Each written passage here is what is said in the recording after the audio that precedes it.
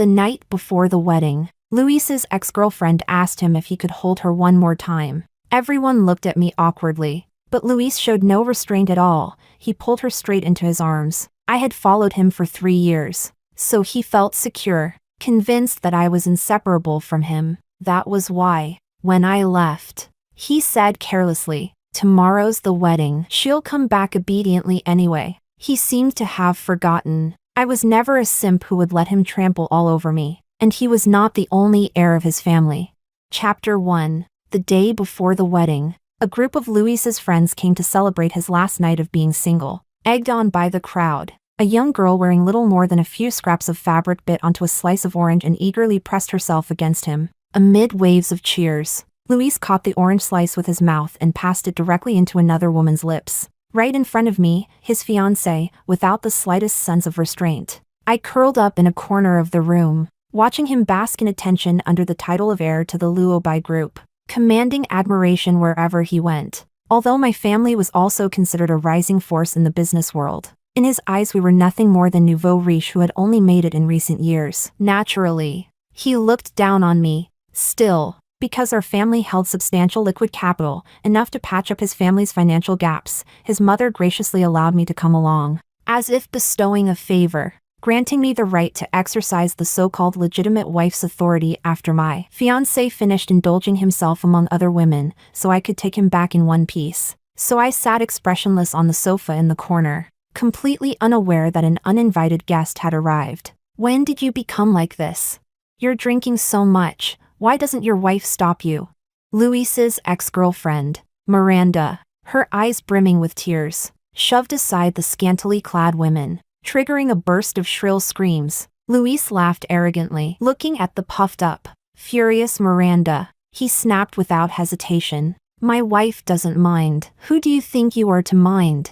She froze in place, then turned to look at me, who seemed utterly indifferent, before forcing a smile uglier than tears and lifting a glass of wine. "Fine, then just consider me pathetic for still caring about you. Don't forget, I was the one who fixed your stomach. Even if you hate me now, please don't drink like this and hurt yourself." Luis looked disdainful, yet upon hearing those words, his fist clenched tightly. I couldn't help but sigh. The destructive power of a first love really is something else. Sensing that he still cared, Miranda's voice gradually softened. "Luis, I came today to wish you a happy marriage. I won't attend the wedding tomorrow. Just for today, one last time, can you hold me again?" Her eyes were red, her gaze flickering toward me from time to time. Her words were barbed, yet her tone was so humble it made it hard to blame her. For a moment, the room fell into complete silence. The only sound left was the clinking explosion from the gold miner game on my phone as it blasted through rocks. Truth be told, my heart wasn't entirely unmoved, but everyone knew the place Miranda held in Luis's heart. The two of them were like something straight out of an old-school idol drama, playing out rounds of her running away while he chased after her. But Miranda was never as steadfast as Luis imagined. After hearing that his company was facing a financial crisis, she didn't even wait for his mother to find her. That very night, she threw herself into someone else's arms at a bar and soon married another man. Miranda turned into an unreachable first love, disappearing into the distance, never to meet him again. If not for my reappearance as a political marriage partner and the public announcement of the wedding between our two families, she probably wouldn't have shown up in front of Luis at all. I knew her little schemes. Everyone knew. Luis himself knew best of all. Unfortunately, understanding something in your heart doesn't mean your mind is clear. He would rather blame everything on his mother than accept the fact that his first love had willingly abandoned him. Chapter 2. In a deathly silence, Luis pulled Miranda into his arms. The veins on his hand bulged. His back bent slightly, as if he were carefully protecting something he would never have in this lifetime. Then Miranda collapsed in his embrace. "Don't go get married. You know perfectly well that my life isn't going well right now. So, please don't abandon me." Provoked right to my face, I finally raised my head, unable to avoid it any longer. The moment our eyes met, Luis's face had already darkened like the bottom of a scorched pot. I didn't know what Luis was expecting me to say. Was he hoping that, like the past 3 years, I would beg him endlessly to cut things off cleanly with his ex? Or was he hoping that on the last night before the wedding, I would give him some freedom and stop ruining the mood. After all, this marriage alliance was just a business deal. Everyone here was a businessman. No need to make things too difficult for each other. So I thought for only 1 second before decisively choosing the latter. Just as I lowered my head, ready to go back to digging for gold on my phone, I heard Louis speak through clenched teeth. It sounded like anger, and also like a plea. Alicia, as long as you beg me, I'll listen to you. Beg him? Like I had for all those years, begging him to give me, his fiancée, at least a shred of dignity. A restless, burning flame surged up in my chest. Louis seemed to have forgotten something. In a relationship, besides humiliating pleas and equal negotiations, there are other ways to communicate. For example, like what I was doing right now, taking a photo of the two of them being intimate on my phone, my finger hovering over the send button. That is called a threat. Louis didn't get angry. He laughed instead, looking at me as if I were a complete stranger with nothing to do with him. You think I would care about this? As long as your family gives up a little more profit on those investment projects. Not only my parents, your parents would also advise you not to care so much. I smiled too, then said to him, you're right. These past years, you've ground my face into the dirt again and again. When have you ever cared? But just because you don't care doesn't mean Miss Miranda won't. I can send this to Daniel. I'm sure he'd be very interested in knowing what his wife is doing right now. That single sentence drained all the color from Miranda's face. That year, Miranda had fallen into Daniel's arms in a nightclub. At the time, Daniel had just lost his beloved wife. And Miranda, with a face that resembled his late wife by 5 parts out of 10, climbed up this towering tree. Chapter 3. I had thought she would rely on the child to secure her status next. But in less than half a year, news broke out about Daniel collecting beautiful women everywhere. Every woman looked more like his late wife than Miranda did, and every one of them was far more ruthless than Miranda. Now that Miranda no longer had a child, if news were to break about her being entangled with her ex-boyfriend, forget about rising in status again through motherhood. She wouldn't even be able to hold on to the title of Mrs. Her lips trembled. She hurriedly tried to push Louis away, but he tightened his hold and trapped her even more firmly in his arms. Alicia, the fact that I can't let go of her is my problem. Why do you have to make things so hard for her? Don't forget, you're not my wife yet. Drop that disgusting attitude. Apologize to her. Don't make me say it a second time. Louis's way of threatening me was always the same. He simply believed I couldn't live without him. I smiled, then pointed at the married woman in his arms. Then how about I give this position to her? Oh, no. That won't work. Your family would never allow a mistress to sit in this seat. Miranda clearly knew that as well. Her small face turned deathly pale, and she cried so hard she nearly fainted. It was Louis and I who were together first. I'm not a mistress.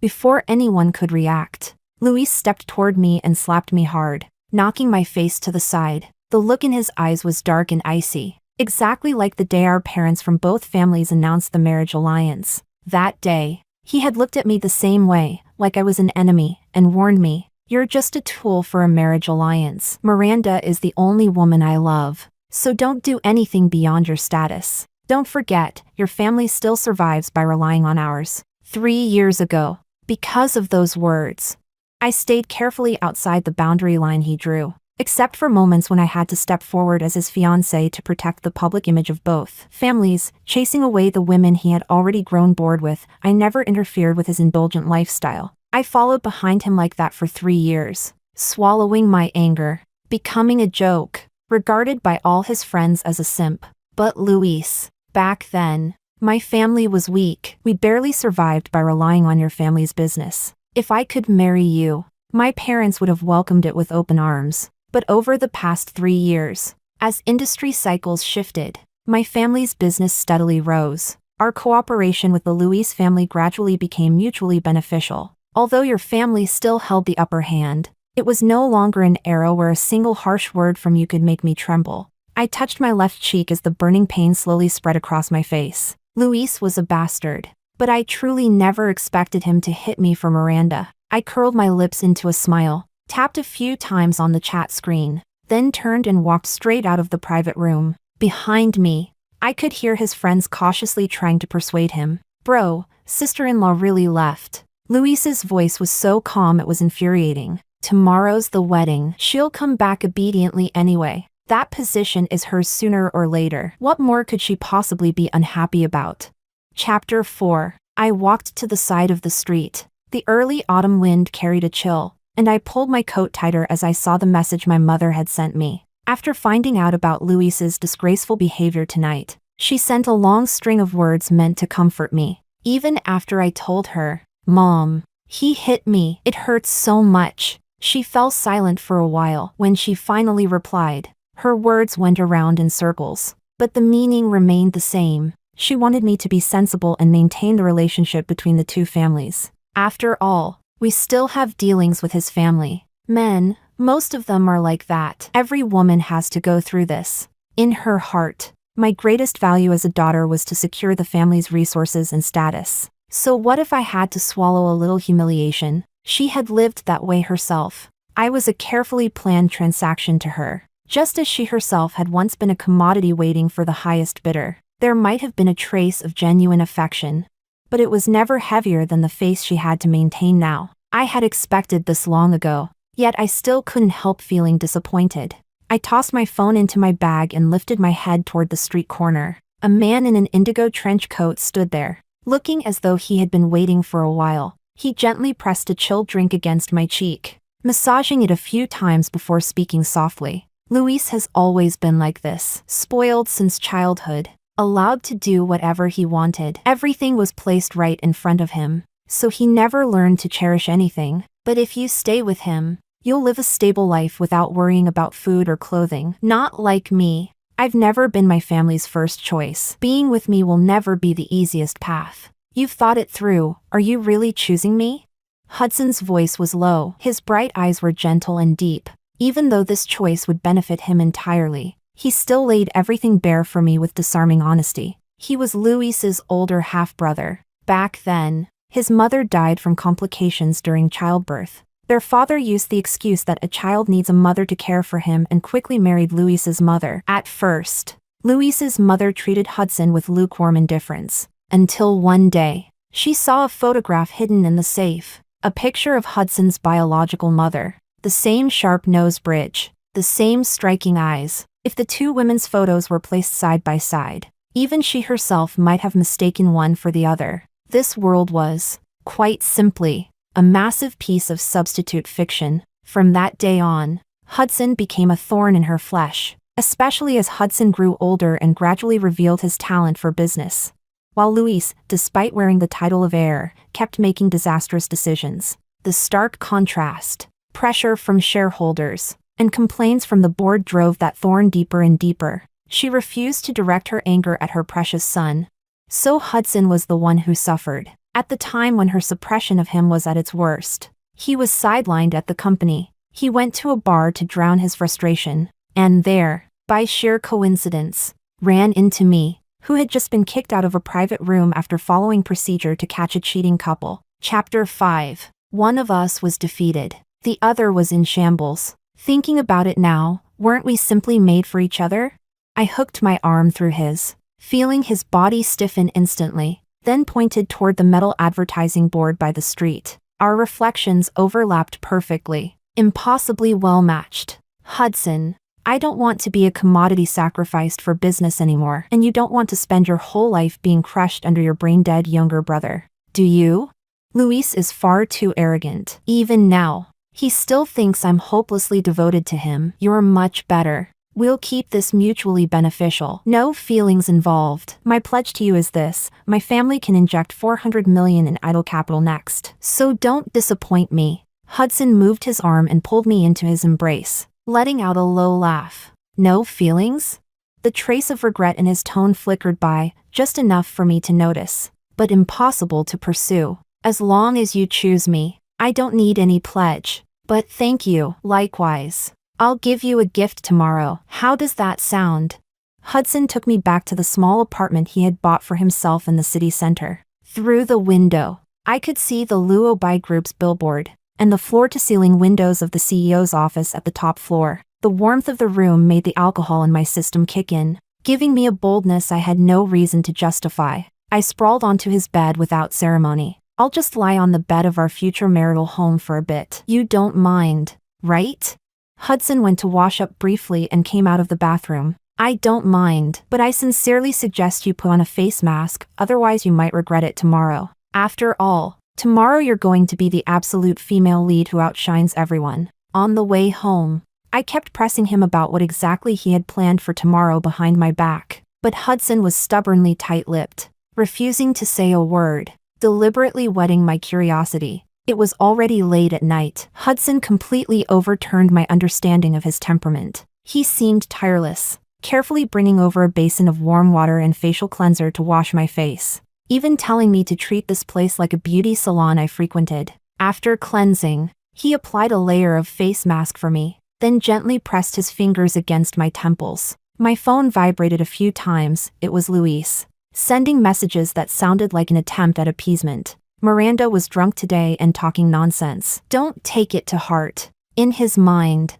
as a family heir, lowering himself to say a single soft word meant everyone should forgive him. Annoyed, I deleted his bullshit and simply turned my phone off. For over 20 years of my life, my days were first filled with endless academic pressure, and later shackled by a marriage alliance. At least during the 3 years I was bound to Luis, I hadn't been myself for even a single second, constantly on guard, afraid my so-called fiancé would drag me into the center of another scandal. This world is simply unfair to women. If my partner cheats, the media is always quick to plaster my name across the headlines, turning me into a joke for casual gossip. Hudson's appearance was the first time I felt true empathy, and also the first time I felt a long-lost sense of ease. His hand was still in my hair. I squinted awkwardly and stole a glance at him, only for my heart to race when I saw his face so close. He was too near. I could see his eyelashes, the tip of his nose. Warm breath brushed lightly against my forehead.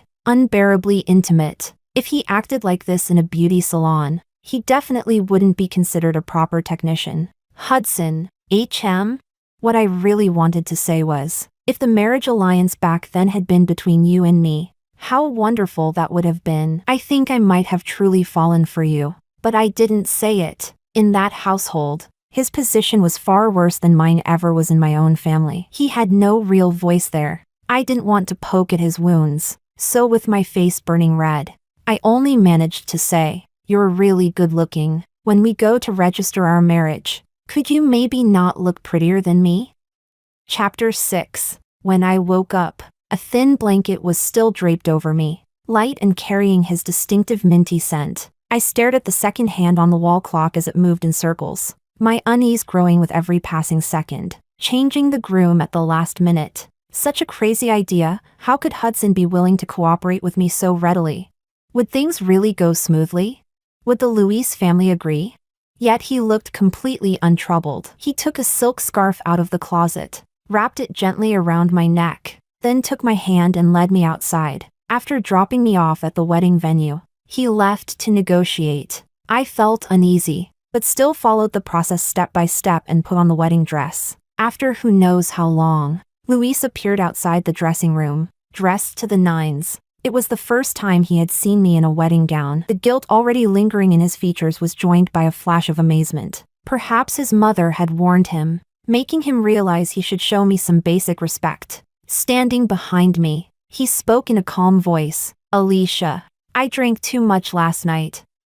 But since we're going to get married anyway, I'll give you the basic respect you deserve." There was guilt in his voice. No guessing was needed. I knew he had spent the entire night tangled up with Miranda. Respect. Respect again. Among elite families, it seemed that as long as appearances were maintained, everything beneath that thin veil, no matter how foul, could be ignored. Oh, Luis. No need. You might not believe it, but I really don't care. He frowned, perhaps because some guilt still remained. He didn't suppress me further this time. He tried to step closer, but I instructed the makeup artist to usher him out of the room. That wounded, affectionate look appeared on his face once again. Before leaving, he stammered, "Alicia, whether you believe it or not, she and I didn't go all the way last night. Kissing, hugging, those apparently didn't count as going all the way." He said it so naturally, as if not crossing that final line meant he had preserved the moral bottom line of a perfect man. Absurd. Perhaps he hadn't seen the news yet. Someone with ulterior motives had copied the bar's surveillance footage. The silhouettes of him and Miranda clinging to each other through the crack of a door had already begun to stir the paparazzi's sharp instincts. Once the paparazzi knew, most of the social circle would know soon after, and Miranda's husband would never let her off easily. So I could almost foresee it. She would definitely choose to turn back, gambling everything she had to snatch Luis back, at any cost. My phone began vibrating wildly. As expected. The wedding dress you're wearing was chosen by Luis for me back then. Did you know that? Miranda's provocative messages flooded my phone relentlessly. And suddenly, I understood what Hudson's surprise for me really was. The corner of my lips couldn't help but curl upward. Luis, your future, and your first love. Which one will you choose?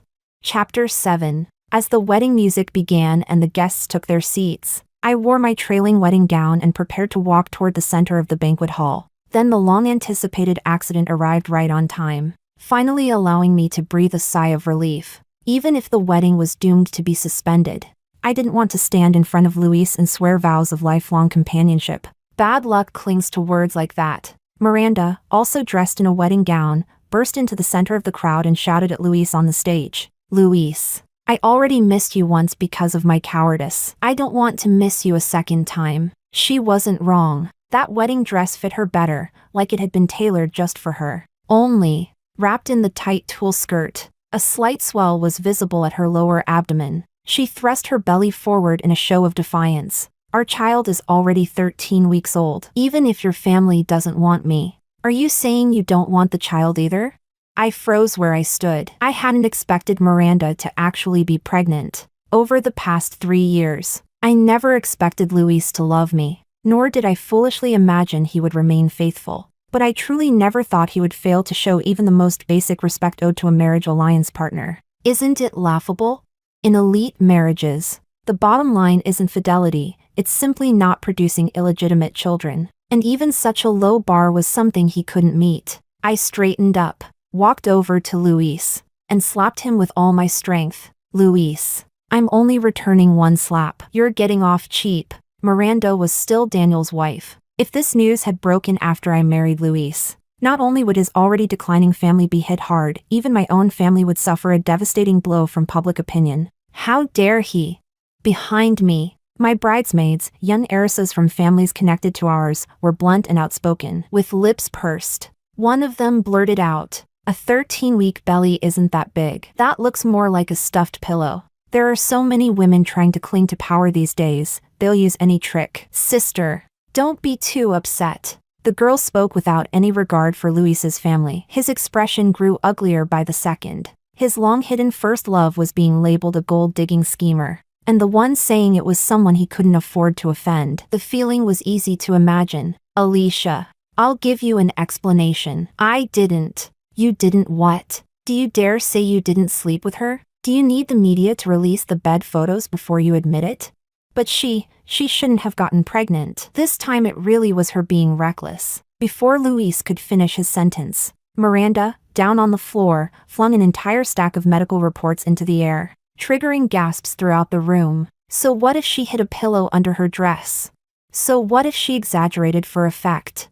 She was indeed 13 weeks pregnant, and the news of her affair with Luis was already all over the paparazzi circuit. Luis's face drained of all color. He couldn't utter a single word. 13 weeks. That was exactly when Luis and I had just announced our wedding. Luis couldn't let go of his first love, and Miranda couldn't forget the feeling of once being treasured in his hands. So the two of them rushed back together, patching things up and tumbling into bed. The entire hall erupted. Whispered conversations grew louder and louder. Luis's mother was so furious she nearly couldn't stand. She grabbed a glass nearby and hurled it toward Miranda. Perhaps that reminded Luis of the humiliation Miranda had once suffered at his mother's hands. Instinctively, he rushed down from the stage and pulled her into his arms. Once again, in front of everyone, he ground my dignity into the dirt. Luis, do you have any idea what you're doing? His mother's shrill scream snapped a shred of reason back into him. He loosened his grip on Miranda, belatedly, but it was too late. From the second Miranda appeared in a wedding dress, The media had already exploded. Paparazzi who had long been waiting outside surged like hyenas. Cameras and microphones poised to capture a scandal. Luis's position in the Luobai group was already unstable, maintained only through his parents' backing and our family's support. After Miranda's stunt today, forget about becoming general manager, he might not even keep his position as vice president. I saw my mother, who had always told me to endure, clutching Luis's mother's sleeve tightly. Her usually well-maintained face was flushed crimson. Perhaps she remembered her own wedding years ago, when her husband's affair with a waitress on a yacht had been exposed to the world. Even if the media had been silenced, it had remained a joke whispered endlessly among society ladies. From afar, she looked at me on the stage. 2 lines of tears slid down her face. Judging by her lips, she seemed to be calling my childhood nickname, her expression full of heartbreak. I couldn't tell whether this time it was truly for me, or still for the sake of face. I pinched myself hard, forcing tears to spill. Then, under everyone's gaze, collapsed in a dramatic faint, falling into a warm embrace. I was the absolute victim. I fainted at the scene and was sent to the hospital in the western part of the city. Even though Luis's family tried their best to suppress the news, several blurry photos and long audio recordings still slipped out with the rumors. In the end, the entire city knew, while everyone speculated whether our 2 families would turn against each other. I sat on the hospital bed and addressed the cameras. Thank you all for your concern and attention. As a daughter who has received years of care and upbringing from her parents, I will not, because of my own momentary grievance, hurt their painstaking efforts. I believe Luis's parents will give us a proper explanation.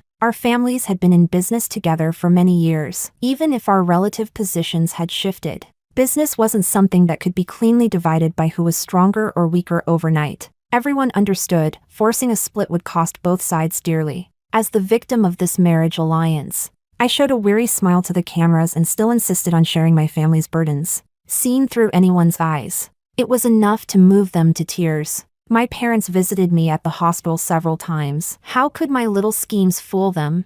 But they said nothing. With public opinion subtly steered by me, my family's visibility soared, and the evaluations were mostly positive, beneficial to our stock price. Those who profit do not speak. Chapter 8. This was a lesson I had learned over the years from my younger brother. On a bright, breezy afternoon, my mother gently tidied the loose strands of hair by my temples, then pressed the household registration booklet into my hands. There was still hesitation in her eyes as she spoke earnestly. Alicia, I've thought it through. Life in a wealthy family really isn't that great. If you're unhappy, even if you don't want to get married. She hadn't finished before I interrupted her. That's not necessary. Mom, the Luis family doesn't even have a daughter. You can't possibly send your precious son to sell himself. Can you?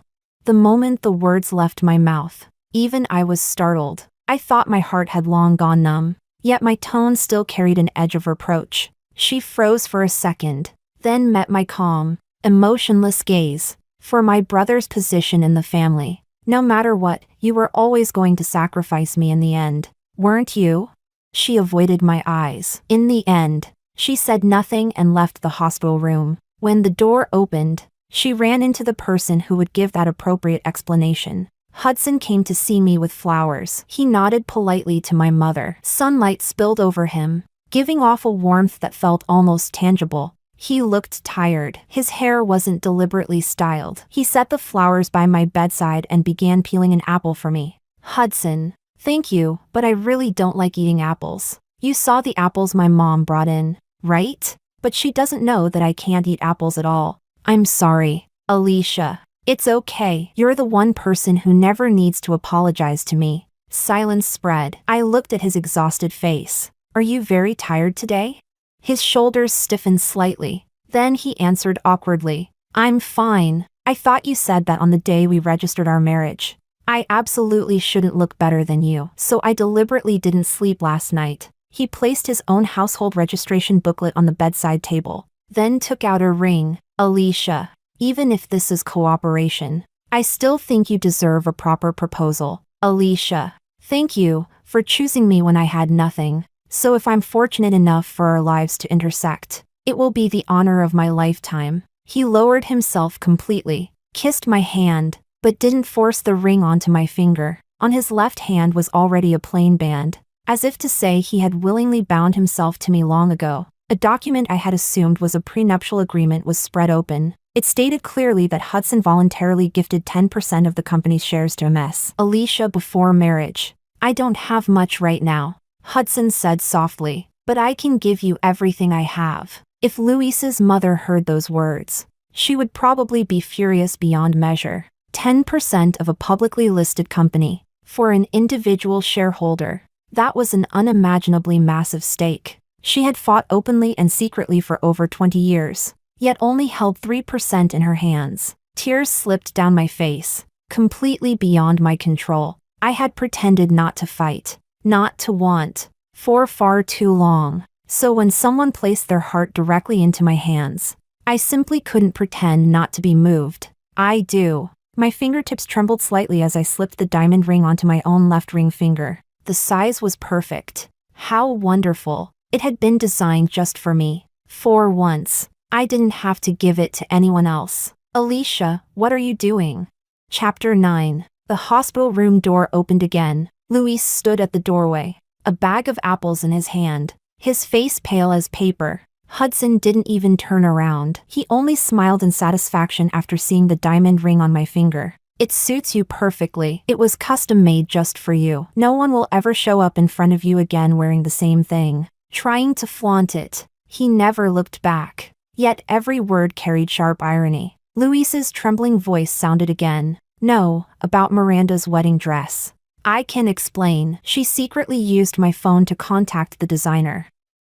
I didn't tell her to. The explanation was painfully weak. Fortunately, I no longer needed to care. Ever since the wedding fiasco, Luis had been locked up by his father. This time, he had really caused a catastrophe. The scandal at the wedding caught the entire company off guard. If Hudson hadn't stepped in immediately to manage public relations and silence some reporters, the impact would have been far worse. Luis was temporarily suspended and demoted. Hudson, credited as the hero, directly took over his position. Hudson's performance and capability were obvious to everyone. This ascent was something people had long been hoping for. Even if Luis's mother exhausted every effort to block it, there was nothing she could do. I heard that Luis had completely broken down, shouting at his father, "He's just an illegitimate son. Why won't you help your own son instead of helping a bastard?" His father's response was icy to the extreme. "Shut up. Compared to Hudson, you're the real illegitimate one in my eyes. If it weren't for your eyes resembling Hudson's mother's, do you think you could have married into this family? How Hudson's mother died, you might have fooled me for a while, but you couldn't fool me forever. All these years, I've treated you and your son generously enough." Luis's mother collapsed onto the floor. Who won and who lost? The dust had settled. Luis's mother had come to the hospital a few times recently. Each time, I fainted right in front of her again, giving the media fresh fuel to exaggerate. As for this visit from Luis, I didn't know whether he had sneaked out on his own, or whether his mother had run out of options and sent him to make one last desperate gamble. But Luis, it wasn't that I never gave you a chance. I did. I gave you 3 whole years. You didn't cherish it. Who else is there to blame? Hudson and I registered our marriage openly and properly. In the wedding photos, I was smiling freely for the first time in a long while. The formal wedding was scheduled for early spring the following year. Using the buzz from the wedding, the company planned to launch its new year opening products. Hudson was overwhelmed every day preparing for the wedding, working until exhaustion, then coming home to select decorations, props, and gift boxes. Meanwhile, I devoted myself entirely to overseeing the marketing department's campaign for the New Year launch, terrified that even the smallest detail might go wrong. After all, with $400 million in investment from my family, I intended to squeeze the maximum return out of every resource. As long as the stock price rose together with sales, I would be the happiest woman alive. Whenever we discussed wedding details, he talked about his plans, I talked about mine, and in the end, I was rewarded with his deeply aggrieved expression. Compared to the wedding I'm preparing, do you actually prefer the one Luis planned? Shut up, Hudson. What nonsense are you thinking? In the end, we stared at the wedding checklist all night and went to sleep the next morning with panda eyes. Time slipped by quickly as the wedding date drew closer. I began to feel less and less grounded in reality. There was happiness, and also an uncontrollable sense of panic. I realized that I seemed to be liking Hudson more and more. The more I liked him, the more afraid I became. The more afraid I became, the more I wanted to run away. I fled to a psychologist's office, but she still told me that I could try accepting kindness from others. Try enjoying the process of being happy. You have to accept that the formation and collapse of relationships are both natural. Your happiness isn't wrong, and neither is your pain. When I was a child, after my younger brother was born, it felt as if my parents withdrew all their love overnight. The clearest memory I have is this. I once woke my brother by eating an apple, and for that I was whipped. The pain burned fiercely. I cried loudly, and was rewarded with another slap from my mother. Don't cry, you'll wake him up. Chapter 10. From that point on, I became terrified of love being withdrawn abruptly, like falling off a cliff. I hid my feelings carefully, afraid of sinking into false yet beautiful illusions, only to wake up and find myself stranded on a tightrope stretched across a ravine. But strangely enough, being with Hudson never required me to tread so carefully to maintain our relationship. By the time I realized it, a smile had already spread across my face. I started putting more energy into the ordinary details of everyday life, instead of constantly imagining whether our marriage would collapse at some point in the future. Tonight, the company responsible for our wedding photos sent me the final images. After some thought, I selected a few and posted them to my social feed, forcing myself to take that first step. After tapping post, I pressed my phone against my chest. My heart pounded like a drum. Then Hudson followed up with his own post, 9 photos. Every single one of me.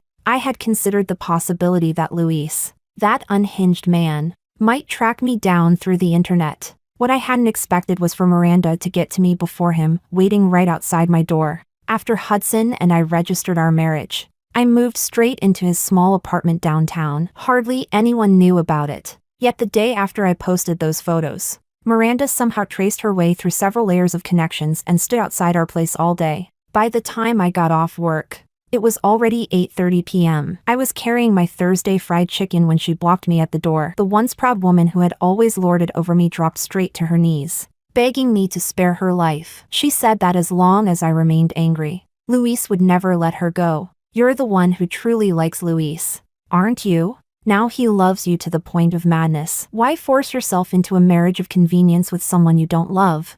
Luis said that as long as you turn back, he'll send me and my child to live in the UK for the rest of our lives. So please come back, just take pity on me and save my life. I watched her ramble on and suddenly felt angry. Who was she to say I didn't love Hudson?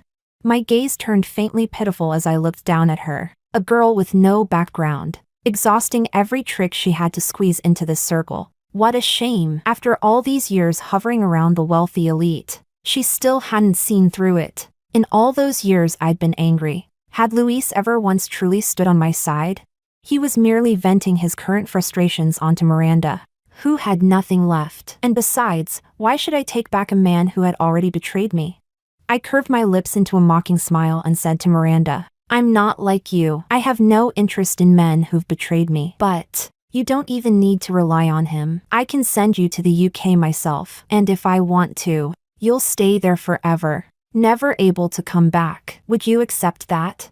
Miranda choked on my words, stammering without being able to form a single sentence. Why not? Are you afraid that you really wouldn't be able to return from the UK? Miranda's body had already grown heavy, and her retreating figure swayed unsteadily. She fled in utter disgrace. On the wedding day, I wore a diamond ring unique in the entire world and a wedding dress like no other.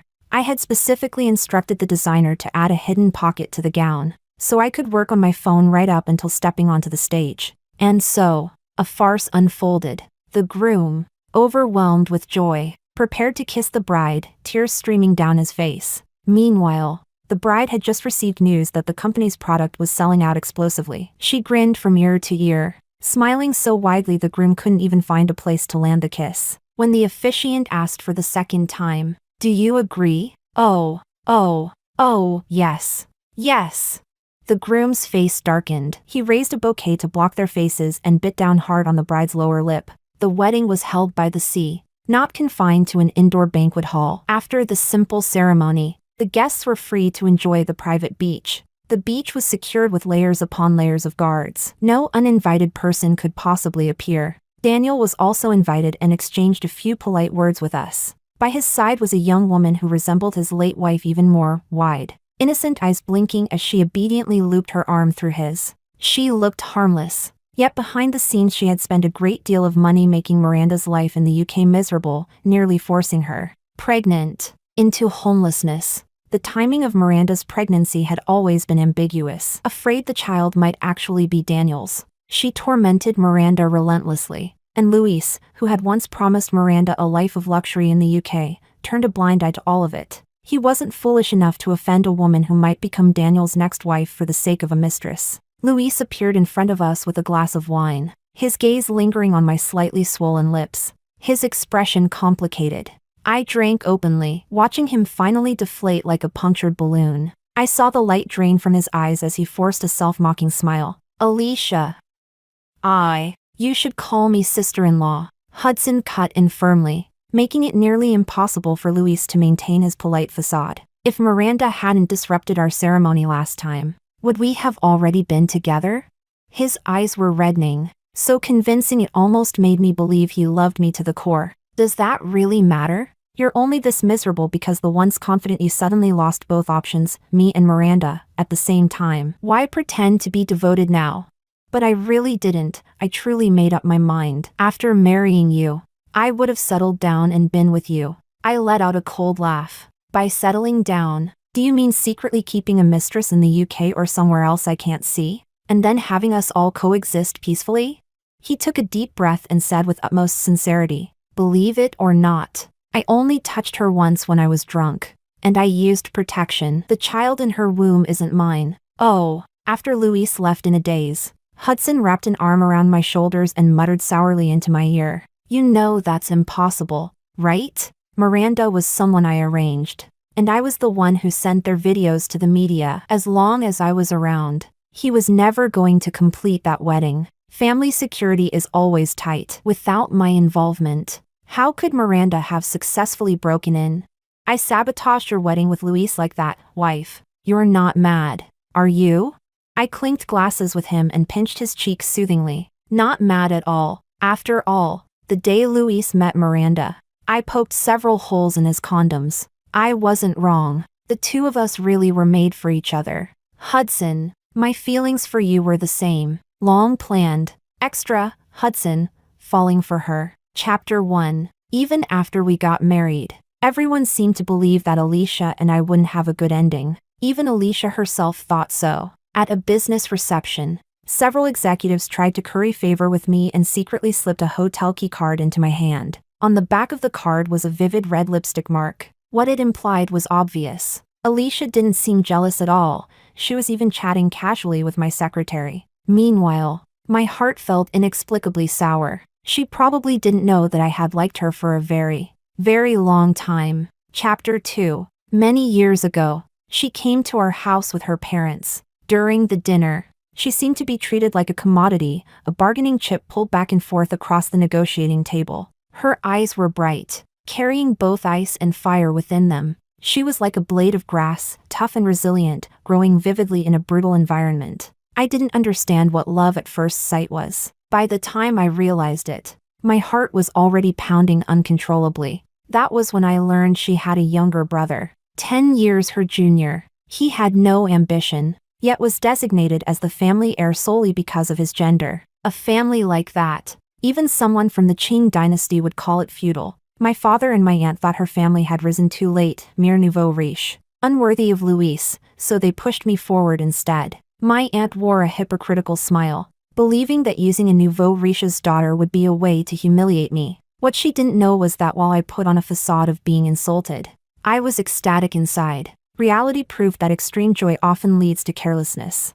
Somehow, Luis saw through my feelings. He pressured his mother and forcibly replaced the marriage candidate with himself. For the next 3 years, I watched her trail behind Luis, enduring humiliation after humiliation. My heart felt like it was being cut with a knife. Yet all I could do was endure. I stayed neither too close nor too far from her, climbing upward with everything I had. praying that one day I might become her choice. My efforts were not in vain. One day, I found a woman who looked extremely similar to Miranda, but was a full 8 years younger. I introduced her to Daniel, praised his deep devotion to his late wife, and at the same time passed along the wedding date and venue agreed upon by both families to Miranda. As expected, Miranda had long since fallen out of Daniel's favor. The very day she received the news, she broke down and went looking for Luis. When I received Alicia's message proposing cooperation, I nearly slammed my car into a roadside utility pole by stepping too hard on the accelerator. I felt like a peacock spreading its feathers,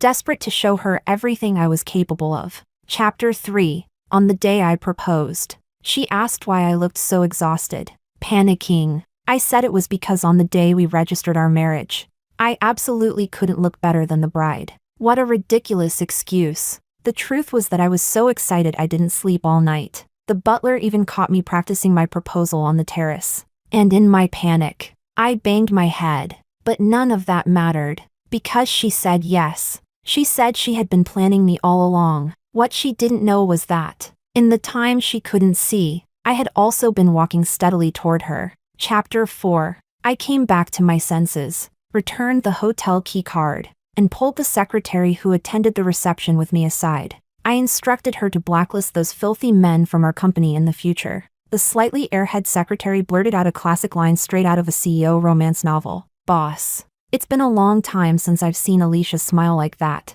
The last time was when she said autumn had arrived and that she was going to bankrupt that company. She smiled exactly the same way. I promised the secretary a raise and asked her to put in a few good words for me in front of Alicia. After all, Alicia is a workaholic. She spends more time with the secretary than with me. The secretary told me that Alicia wanted those men to pay the price for sending the hotel key card. So it turns out, she really does care that much about me. I was happy again.